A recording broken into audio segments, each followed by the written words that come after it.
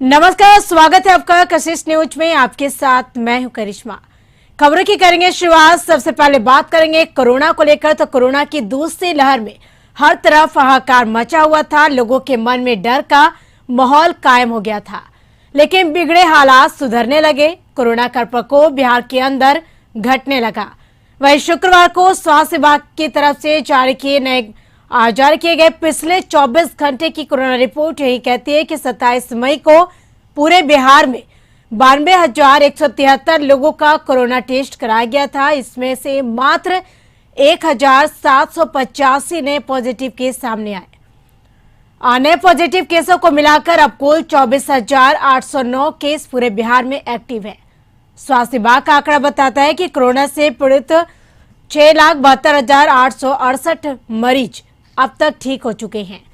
वहीं राज्य में मरीजों की रिकवरी का प्रतिशत 95.76% है। कोरोना वायरस के मामले में भले ही कमी दिख रही हो, लेकिन राज्य का एक भी जिला अब तक इसके प्रकोप से फ्री नहीं हुआ। एक्टिव केस अभी भी सभी जिलों में है। इसमें नंबर 1 पर राजधानी है। पटना में कुल 238 नए केस मिले हैं। शुक्रवार को 61 मरीजों की इस महामारी से मौत हुई है।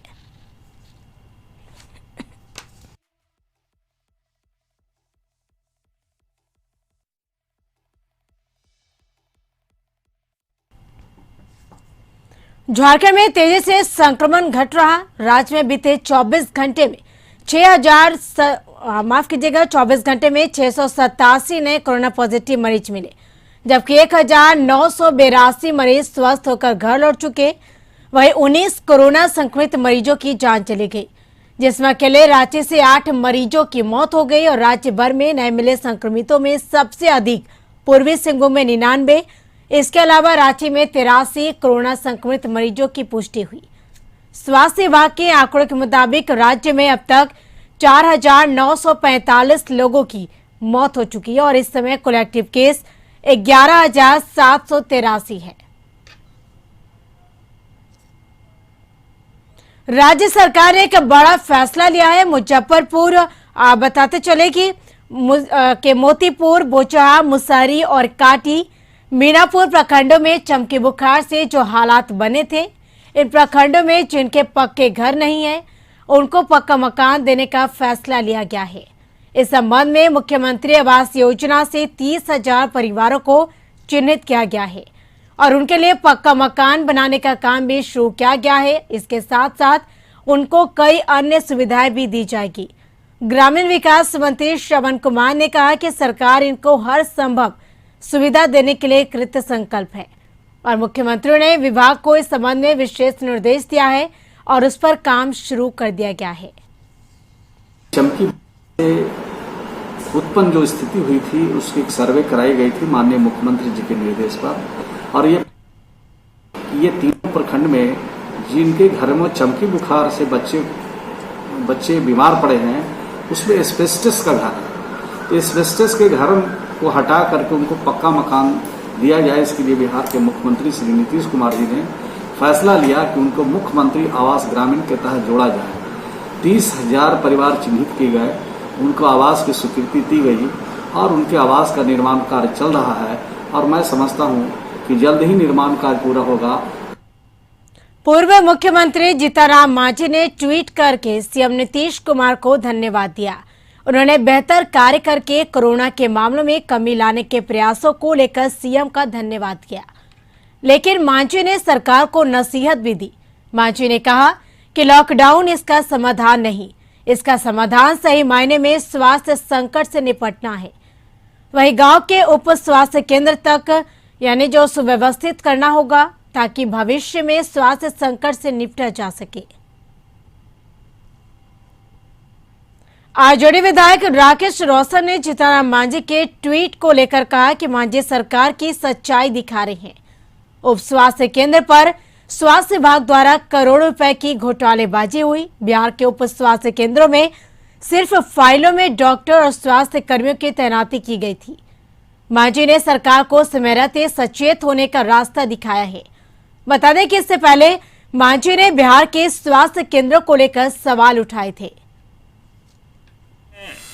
मांझी जी का जो वक्तव्य है सरकार को आईना उन्होंने दिखाया है और आईना दिखाते हुए सरकार के गाल पर तमाचा मारने का काम किया है और सरकार को अपने जिम्मेवारियों का निर्वहन करने का उन्होंने एक मार्ग प्रशस्त करने का काम किया है। इसके लिए मैं उनको धन्यवाद। कोविड के बढ़ते प्रभाव के कारण करीब 1 माह से बिहार से व्यवहार न्यायालय में न्यायिक कार्य नहीं हो रहे थे। यही कारण है कि किसी भी केस की सुनवाई नहीं हो रही थी, जिसके कारण लोगों को काफी परेशानियों का सामना करना पड़ रहा था। मगर उच्च न्यायालय के निर्देश के बाद वर्चुअल मोड में जमानत पर सुनवाई का आदेश दिया गया है, जिससे लोगों ने राहत की सांस ली। वहीं सोमवार से बिहार में भी व्यवहार न्यायालय में भी वर्चुअल मोड में जमानत की अर्जी पर सुनवाई की जाएगी। कोर्ट का डायरेक्शन है कि नहीं, अर्जेंट मैटर में बेल भी है, जो केवल जेल ही जाना ठीक नहीं है। इसलिए आज से हम लोग व्यवस्था बना रहे हैं और सोमवार से हमारे यहाँ बेल पिटीशंस होंगे और वर्चुअल मोड में उनकी सुनवाई होगी, जिससे कि हमारे यहाँ जेलें जो हैं वो क्षमता से ज़्यादा काम कर रही हैं और जो छोटे छोटे मामलों में लोग जेल में हैं उनको निकालने की कोशिश की जाएगी और जो भी मामले हैं मेरिट पर सुन करके उनका निष्पादन करने की कोशिश किया जाएगा। नालंदा का सिलाव नगर पंचायत कार्यालय अब नए लुक में दिखने लगा। नगर पंचायत के कार्यालय की हर दीवार पर मधुबनी पेंटिंग बनाई गई है। पटना आर्ट कॉलेज के आधा दर्जन छात्र यहां पहुंचकर पेंटिंग बनाने में जुटे हैं। छात्रों ने कहा कि नालंदा महात्मा बुद्ध की धरती रही है। यही कारण है कि हम लोग यहाँ के दीवारों पर भगवान बुद्ध के तरह तरह की पेंटिंग बना रहे हैं, जो काफी आकर्षक है। यह पेंटिंग हॉल से लेकर अधिकारी के चैम्बर में भी पेंटिंग बनाई गई है। यहाँ पे मधुबनी पेंटिंग बना रहे हैं, जो बिहार का फेमस पेंटिंग है मधुबनी पेंटिंग, वही यहाँ पे बनाने के लिए बोला गया है। मधुबनी पेंटिंग है जो कि मिथिला का है, ये हर जगह बन रहा है। अच्छा। और यहाँ नीचे भी बना है और ऊपर में भी बना हुआ है। अच्छा, किस किस चीज़ का इसमें दिखलाया जाता है पेंटिंग के माध्यम से? इसमें हर चीज़ का दिखा सकते हैं, लेकिन वो सोच होना चाहिए कि क्या हम दे रहे हैं। अच्छा। जैसे ये चीज़ है गौतम बुद्ध का और उसके साथ बरगद का पेड़ का जैसे होता है ना, वो चीज़ इसमें दिया। बक्सर के मुफस्सिल थाना क्षेत्र के पंडितपुर गांव में पूर्व के विवाद में 3 युवकों के द्वारा मिलकर एक युवक के साथ मारपीट की गई। फिर उसे कोई विषाक्त पदार्थ पिला दिया गया, जिससे कि वह बेहोश हो गया। बाद में सड़क पर बेहोशी की हालत में पड़े युवक को देखकर ग्रामीणों के द्वारा उसे सदर अस्पताल में भर्ती कराया गया, जहां उसका इलाज किया जा रहा। सदर अस्पताल में होश में आने पर युवक ने बताया कि वह पंडितपुर गांव के राजू नारायण पंडित का पुत्र प्रकाश पंडित है और उसका पूर्व से अपने ही गांव के राजू पंडित के साथ विवाद चल रहा था। वहीं शुक्रवार को स्थानीय सीएसपी से पैसे निकालने के लिए जा रहा था। उसी वक्त राजू पंडित 2 अन्य युवकों के साथ है उसे पकड़ लिया, जिसके बाद उसके साथ जमकर मारपीट की गई। इस मारपीट में तीनों ने मिलकर उसे सड़क पर पटक दिया और उसके मुंह में किसी तरह का विषाक्त पदार्थ से भरी शीशी को उड़ेल दी। इस घटना के बाद वह बेहोश हो गया। मामले में पूछे जाने पर मुफस्सिल थानाध्यक्ष मनोज कुमार ने बताया कि घटना की जानकारी प्राप्त हुई, पीड़ित के द्वारा नामजद प्राथमिकी दर्ज कराई गई, जिसके आधार पर आगे की कार्रवाई की जा रही। उद्योग ज्ञात का कि वो लोग जबरदस्ती पॉइजन खिला दिए हैं। अनुसंधान में आगे जो बात आती है उसके अनुसार कार्रवाई होगा, जो भी वैधानिक। क्या आपसे पूर्व रंजिश पहले भी आपसे बोल रहे थे कि हम सूचना दिए हैं पुलिस को, थाने को सूचना दिए हैं, पहले से भी रंजिश थी कि यह घटना हो गई? रंजिश थी तो अज्ञात आदमी का नाम दे रहे, आदमी का नाम। सरकार ने यास चक्रवाती तूफान को लेकर अलर्ट जारी किया है। लोगों को अपने अपने घरों में रहने की अपील की गई। राघोपुर अंचल द्वारा नदी में नाव संचालन पर प्रतिबंध लगाया गया है। वहीं दूसरी ओर पुल निर्माण निगम द्वारा 30 मई तक पीपा पुल बंद करने का आदेश जारी किया गया है, लेकिन सरकार के द्वारा प्रखंड के 3 लाख लोगों के लिए वैकल्पिक व्यवस्था नहीं की गई है। राघोपुर के रुस्तमपुर एवं जमींदारी घाट नदी पर बने पीपा पुल, वहीं पटना जिला के ग्यासपुर गंगा नदी पर बने पीपा पुल शुक्रवार को क्षतिग्रस्त हो गया। शनिवार की सुबह से लोग जान जोखिम में डालकर पीपा पुल पार करें, कभी भी कोई बड़ी घटना घट सकती है। खबर बगहा से, जहां यूपी सीमा क्षेत्र में संदिग्ध स्थिति में एक युवती का शव बरामद किया गया। परिजनों ने जहां पुराने विवाद में हत्या का आरोप लगाते हुए 5 लोगों को नामजद किया। वहीं पुलिस हत्या से जुड़े अन्य पहलुओं की भी गहराई से जांच की जा रही है। बताया जा रहा है कि पुलिस को युवती के अपहरण की सूचना दी जाती और यूपी क्षेत्र में युवती का शव बरामद किया गया। मृतक की पहचान 18 वर्षीय संध्या कुमारी के रूप में की गई है। फिलहाल हत्या से जुड़े विभिन्न पहलुओं पर गहराई से जांच की जा रही है। मधुबनी शहर के नगर थाना क्षेत्र के भवारा मोहल्ले में स्थित महासेठी पोखर पर बना एक मकान फटकर धराशायी हो गया। बताया जा रहा है कि मकान महासेठी पोखर के किनारे पर बना, जो कि 2-3 दशक पुराना है। पिछले 72 घंटों से यास तूफान के कारण लगातार हो रही बारिश के कारण आगे का भाग का जमीन गीला होने की वजह से मकान 2 भाग में फटता चला गया और देखते देखते आधा भाग का अगला हिस्सा धराशायी जमीन पर बिखर गया। मकान में पड़े दरदार से गृह स्वामी अशोक महासेठ और उनके परिजन पूरी तरह से सचेत थे। इससे पूर्व सभी घर से सामान सहित सुरक्षित बाहर निकल चुके थे, जिससे जानमाल की क्षति नहीं हुई।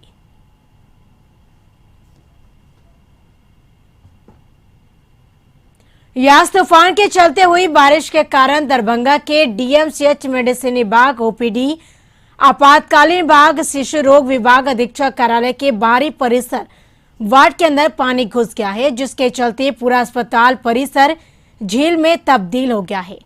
जिसके चलते अस्पताल में तैनात चिकित्सा कर्मी मरीज के परिजनों को काफी परेशानियों का सामना करना पड़ रहा है।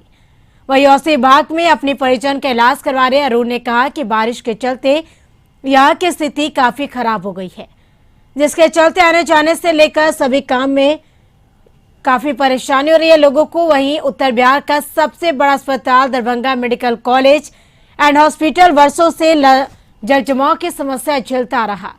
वहीं अस्पताल को जलजमाव से मुक्त कराने के लिए सरकारी स्तर पर कई योजनाएं भी बनाई गई, लेकिन योजनाओं के मूर्त रूप नहीं लेने की वजह से समस्या अभी तक बरकरार है।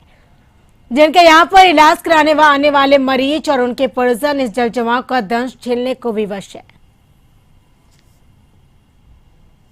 तो ये है, ये दरभंगा डीएमसीएच जो इतना बड़ा हॉस्पिटल है, यहाँ पर क्या फैसिलिटी है, गवर्नमेंट क्या कर रहा है? आप लोग को ये मेडिसिन वार्ड जो है, फर्स्ट मेडिसिन वार्ड में इस तरह का परिस्थिति है। उतना जो % है इन्फेक्शन वाले लोग बोल रहे हैं कोरोना कोरोना कोरोना, उस कोरोना से पहले दूसरा इन्फेक्शन यहाँ प्रवेश कर जाएगा पर्सन को, और जो उनको गाइड कर रहा है वो भी और पर्सन हो जाएगा यहाँ पे। अब ये समस्या हमेशा बरसात में हम लोग को झेलना ही पड़ता है, ड्यूटी जाना मजबूरी है, वो जाते हैं। अधिक जानकारी के लिए दरभंगा से हमारे सहयोगी गिरीश जुड़ चुके हैं फोन पे। गिरीश, आज जिस तरह से यास तूफान के कारण अस्पतालों में पानी घुस गया है, कई वार्डों में भी पानी घुस गई है, जिससे मरीजों को काफी परेशानी हो रही है। अगर देखा जाए तो इस पानी को निकालने के लिए किस तरह से नगर निगम की तरफ से कार्य किया जा रहा?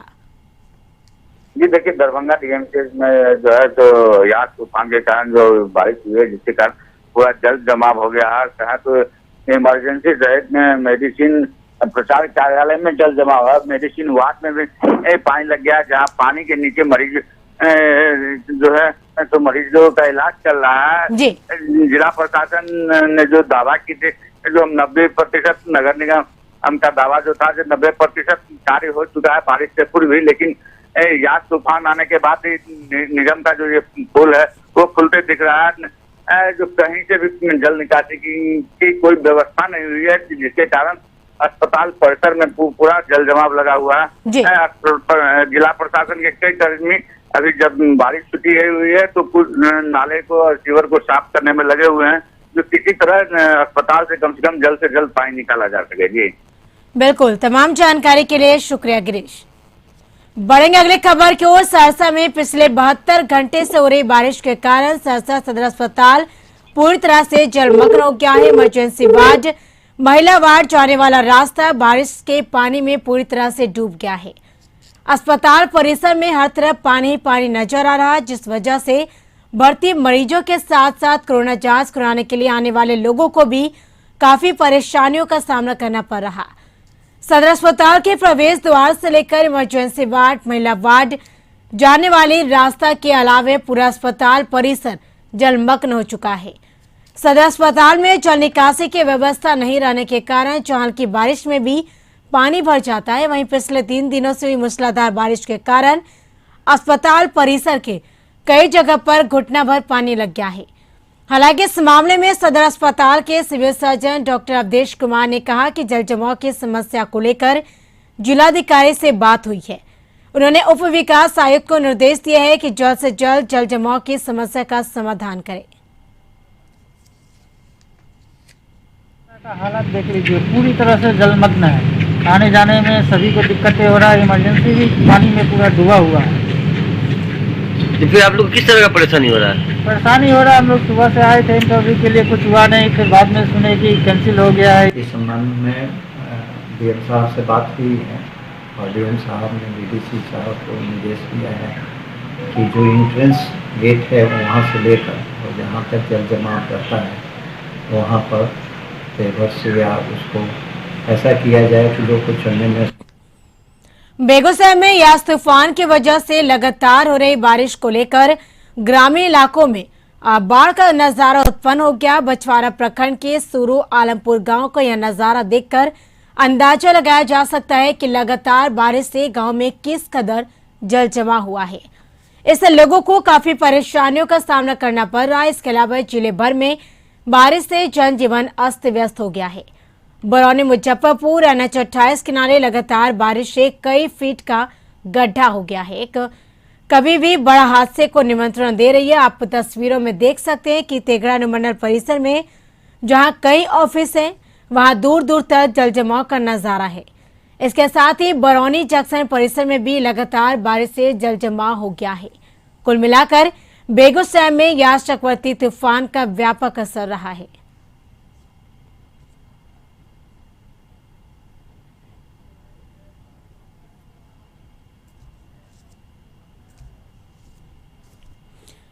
तो चक्रवाती यास तूफान के कारण नालंदा में भी इसका सीधा असर देखने को मिला।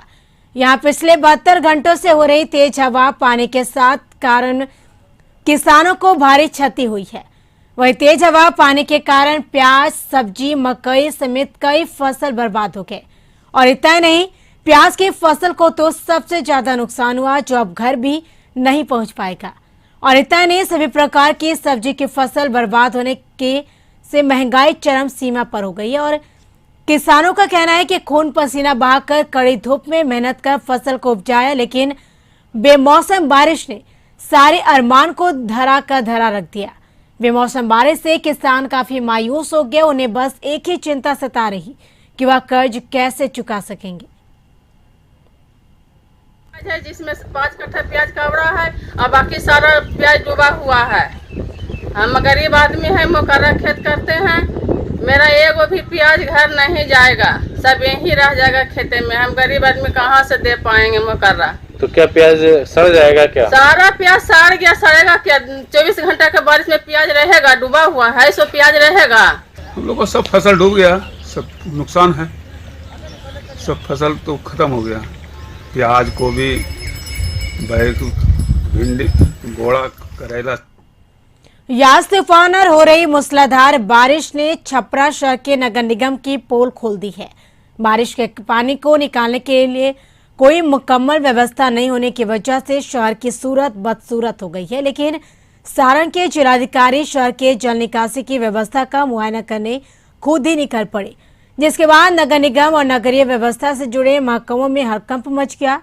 डीएम नीलेश रामचंद्र देवड़े ने शहर में पैदल घूमकर कीचड़ और पानी से लथपथ शहर का मुआयना किया और छपरा शहर के भिखारी ठाकुर चौक से सरकारी बस डिपो तक बन रहे डबल डेकर सड़क पुल निर्माण की समीक्षा करते हुए आवश्यक दिशा निर्देश दिया। हालांकि मुगल कालीन जल निकासी व्यवस्था प्राचीन खनुआ नाला के सरयू नदी तट के समीप के सलूस गेट की स्थिति को देखते हुए उन्होंने उपस्थित अधिकारियों को इसे दुरुस्त करने का निर्देश दिया। तो डबल डेकर है, उसके संबंधित कार्यों को देखा था और आज खनुआ नाला के संबंधित कार्य को देखा। खनुआ नाला बहुत सारे जगह पे अतिक्रमित है, उसका अतिक्रमण हटाने की जरूरत है, तभी ये कार्य संभव हो पाएगा। और ये इसमें नगर निगम और बाकी प्रशासन की सक्रिय भूमिका रहेगी। आगे आने वाले दिनों में खनुआ नाला का अतिक्रमण हटा के इसको पूर्ण किया जाए, इसके लिए हम लोग सब। बुंडू के कांची नदी स्थित हाराडीह बूढ़ाडीह के ध्वस्त पुल की परतें अब धीरे धीरे खुलने लगी है।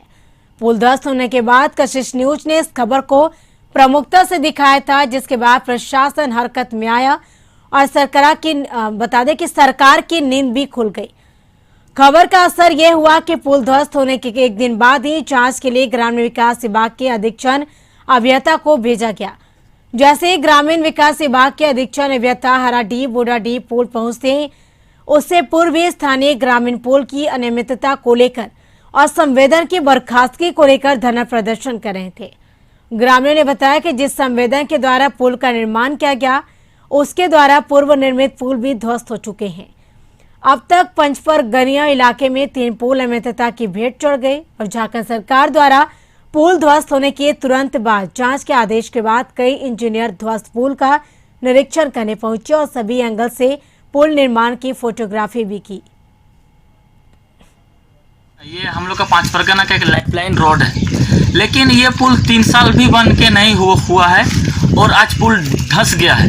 कहीं न कहीं जो भी अभियंता और ठेकेदार है वो काम में अनियमितता बरती गई है और ये पुल आज विधिवत उद्घाटन भी नहीं हुआ और पूरा पुल धंस गया है। अनुसार काम किया गया कि नहीं किया गया, और बालू भी आप लोग देख रहे हैं काफ़ी उठाव सब हो रहा है। ये सब चीज़ों को देख के हम लोग एक कमेटी बनी है मुख्य अभियंता की अध्यक्षता में, उसको हम लोग आकलन कर उसका फाइनल विवरण विभाग को समर्पित करें। इस बारे में हम लोग देखें, इसका विस्तृत ब्यौरा देके और कोशिश ठेकेदार को अपनी खर्चा सही बनाना। इसके साथ इस बुलेटिन में फिलहाल इतना ही। आगे बिहार झारखंड की तमाम खबरों के लिए आप देखते रहिए कशिश न्यूज। नमस्कार।